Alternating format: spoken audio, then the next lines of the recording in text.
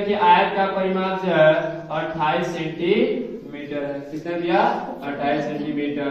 और जो आयत का जो आपका जो विकर्ण है वह 10 सेंटीमीटर है ना।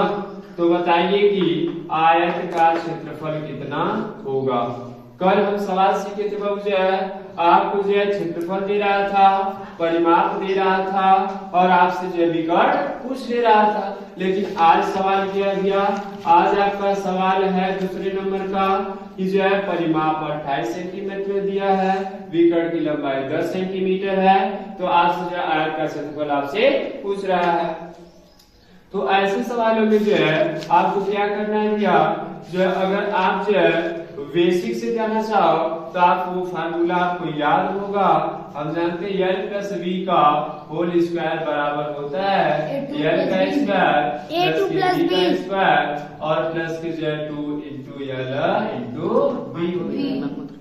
अगर आपको जो है आयत का विकर्ण की जो लंबाई है वो 10 दिया है तो आप बताइएगा वो जो है विकर्ण की लंबाई बराबर फार्मूला L स्क्वायर रूट में L का स्क्वायर प्लस के जो आपका क्या हो जाएगा V का स्क्वायर। इसी की वैल्यू कितना दिया आपका 10 दे दिया। तो अगर जो L square plus V square की वैल्यू अगर हमें चाहिए तो यहाँ से जो है इस दोनों पक्षों का क्या करने पर वर्ग करने पर कर दोगे तो ये कट जाएगा।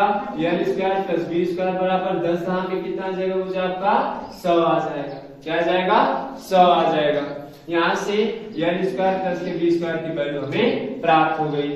अब L प्लस के V की वैल्यू प्राप्त कर ली तो हम LV की वैल्यू आराम से निकाल सकते हैं। LV की वैल्यू कैसे निकलेगी? परिमाप जानते हैं आयत का परिमाप बराबर 2 पुस्तक में L प्लस के V होता है और यही दिया 28 सेंटीमीटर के बराबर। 2 से काटो 2 1 कम 2 14 गुना के 28 यानी L प्लस B की वैल्यू कितनी आ गई 14। L प्लस B की भी वैल्यू मिल गई और L square plus B square की भी वैल्यू मिल गई।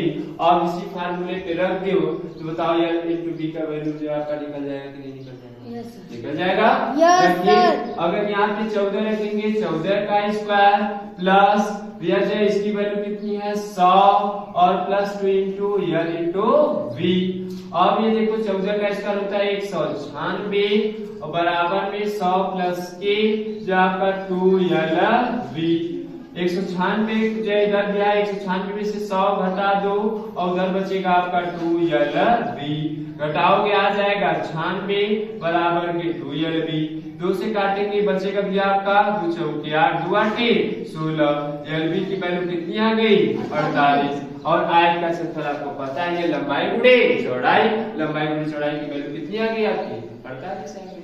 तो ये इस टाइप का क्वेश्चन कर लेते हैं ना, इसको भी आप लोग कर लेंगे। ठीक है।